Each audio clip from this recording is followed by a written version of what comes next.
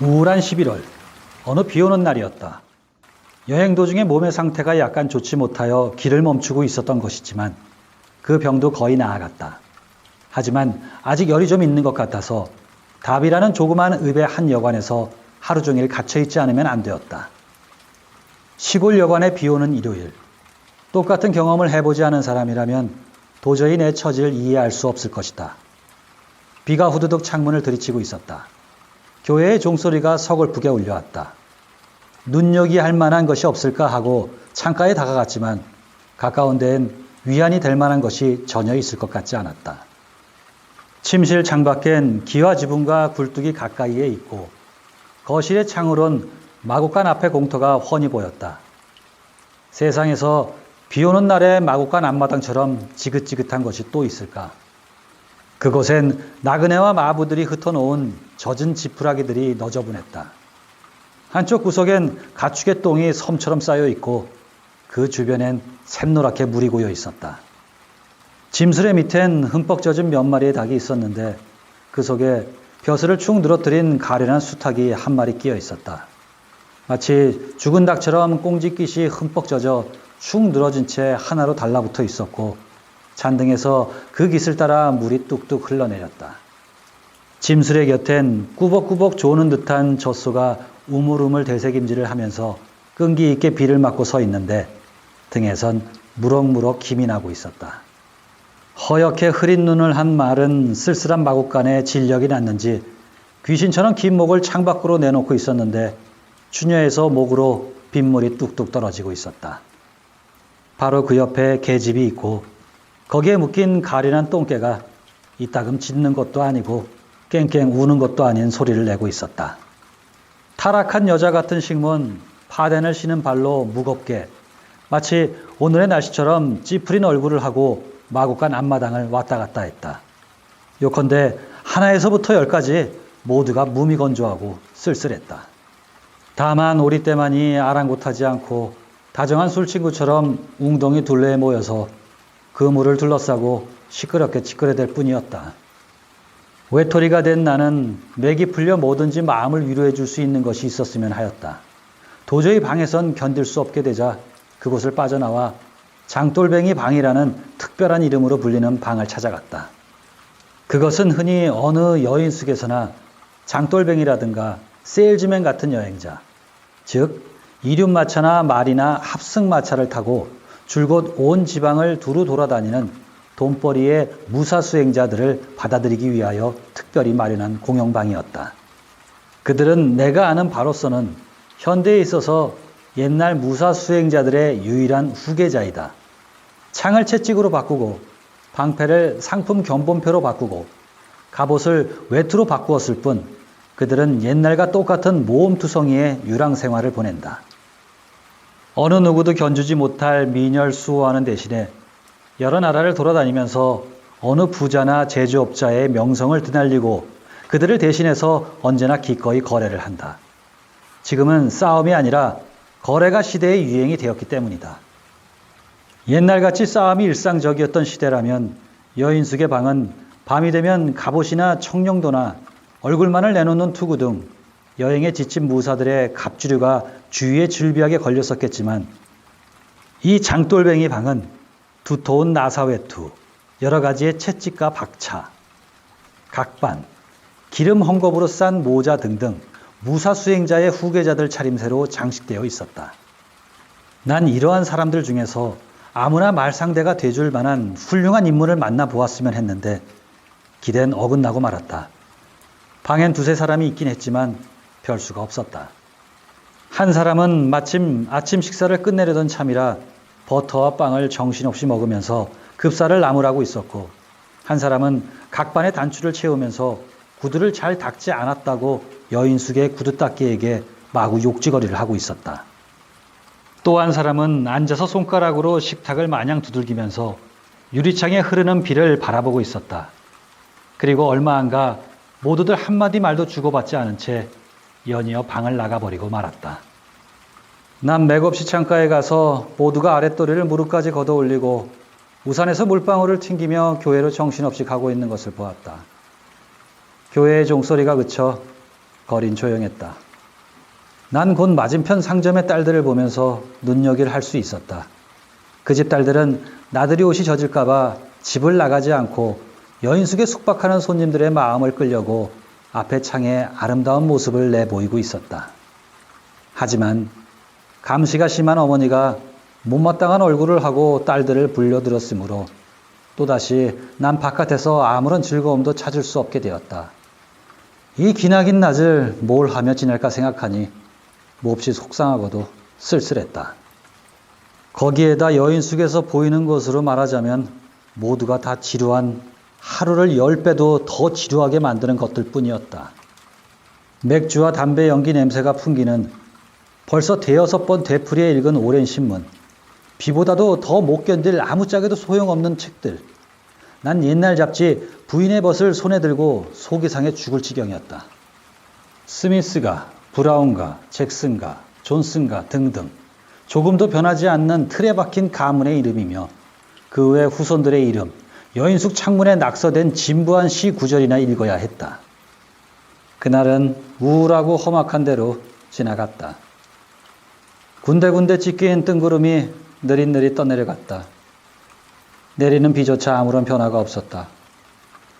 단조롭고 지루하게 주룩주룩 끊임없이 내리고 있었다. 기껏 어쩌다 지나가는 사람의 우산을 톡톡 때리는 빗방울 소리에 시원스러운 소낙비를 연상하고 잠시나마 개운한 기분에 젖어보는 것이 고작이었다.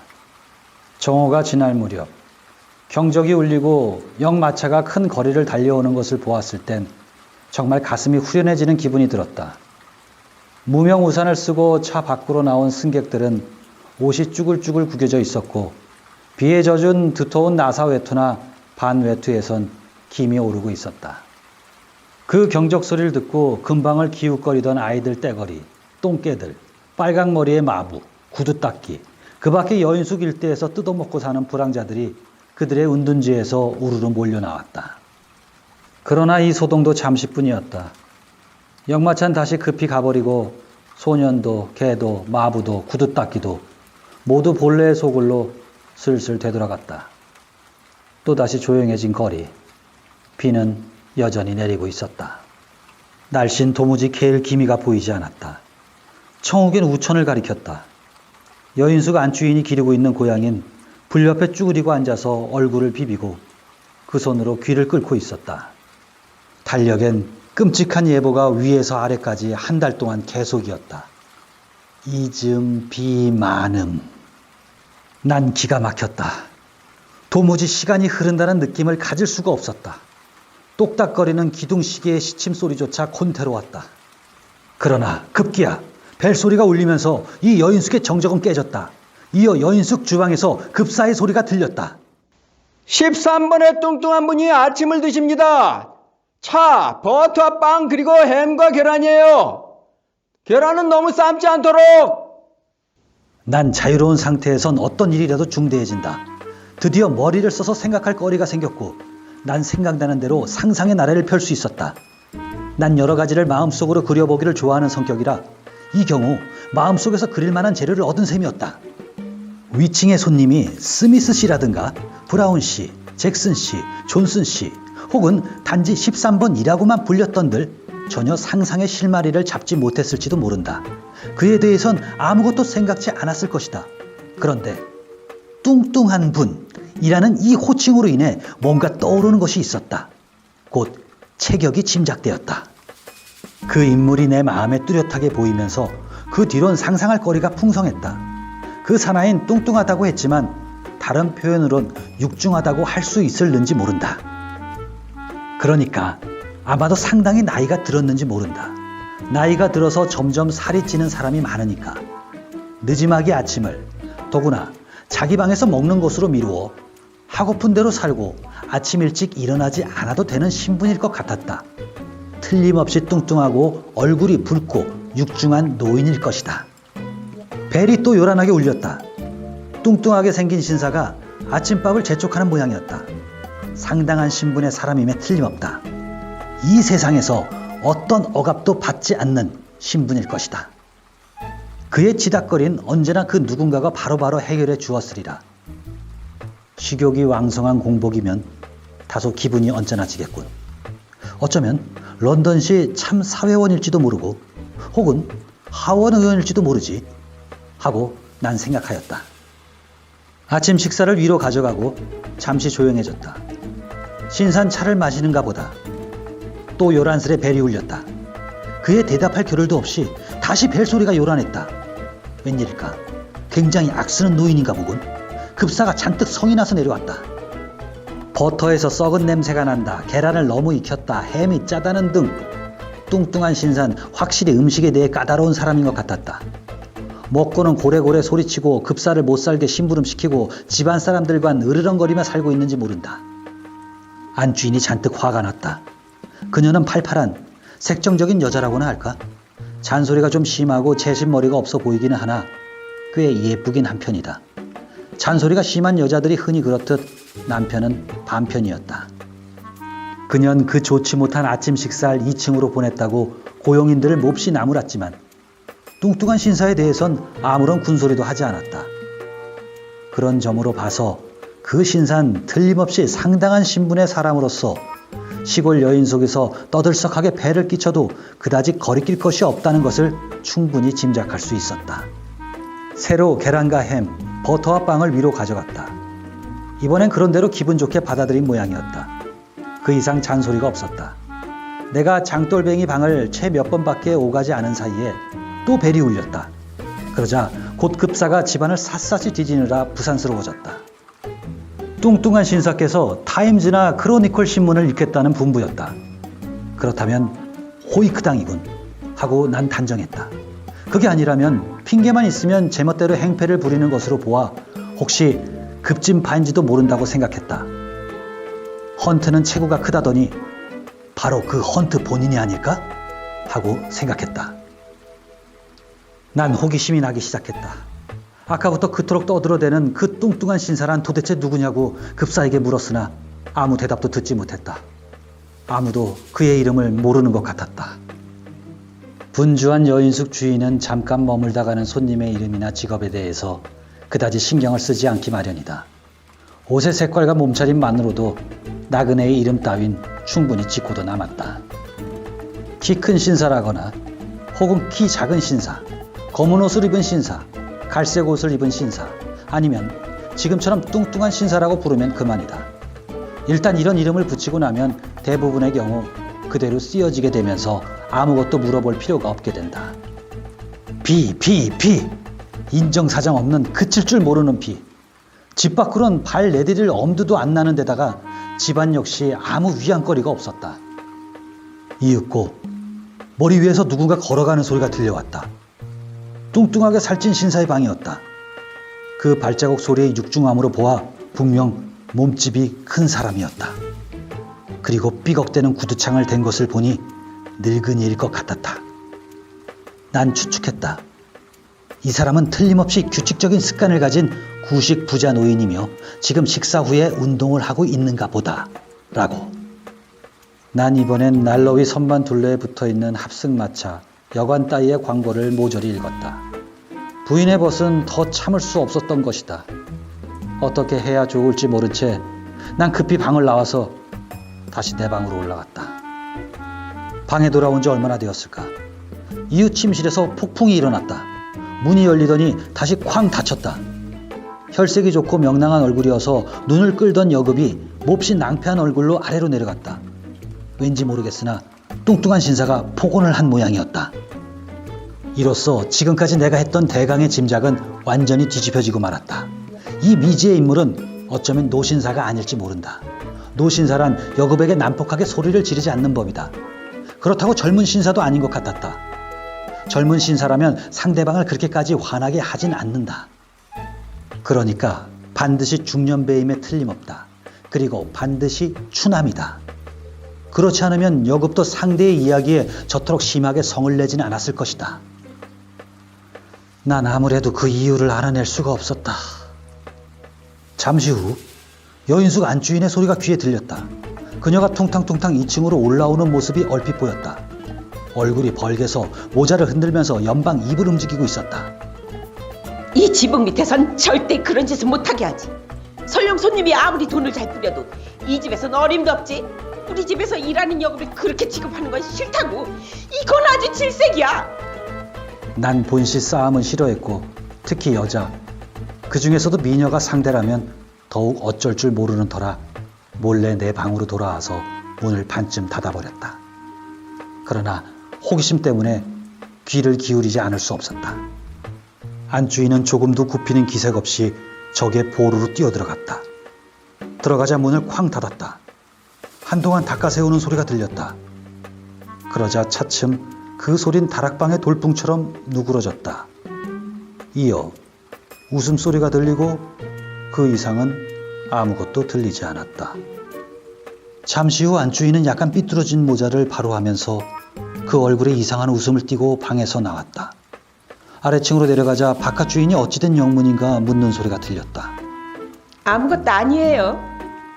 그 애가 바보예요. 라는 것이 안주인의 대답이었다. 난 성질 좋은 여급을 그토록 성나게 하고 잔소리가 심한 안주인을 싱글벙글하게 하는 불가해한 인물을 어떻게 생각해야 할지 점점 더 알 수 없었다. 이 사나인 필연 늙은이도 심술꾼도 아닐 것 같았다. 난 이 사나이의 얼굴을 다시 한번 고쳐서 아주 다르게 그리지 않으면 안 되었다. 그래서 난 이 사나이를 시골 여인숙 대문에서 흔히 보는 배를 불쑥 내민 뚱뚱한 신사의 한 사람으로 생각했다. 얼룩염색을 한 목도리를 두르고 맥주로 인해 얼굴이 다소 불그레하고 진득진득한 인상의 사람. 세상의 안팎을 두루 구경하여 술집 분위기에도 익숙해서 좀채로 급사에게도 속지 않고 악랄한 술집 주인의 술법을 잘 아는 하이게이트의 맹세를 한 그러한 사나이. 다소 식도락을 즐기는 편으로 일길이 정도의 돈쯤은 뿌리기도 하고 어느 급사라도 불러내어 여급을 마음대로 다루며 카운터 옆에서 마담과 쑥덕거리기도 하고 식후에 마시는 1파운드의 붉은 포도주, 나니가스주 한 잔으로 말이 많아지는 그러한 사람일 것이다. 이러한 추측을 하고 있는 동안에 오전은 지나가 버렸다. 어떤 하나의 확신을 종합하기가 바쁘게 무언지 까닭 모를 그 무엇이 나타나 그것을 부숴버려 나는 또 어떻게 생각해야 좋을지 분간을 못하고 있었다.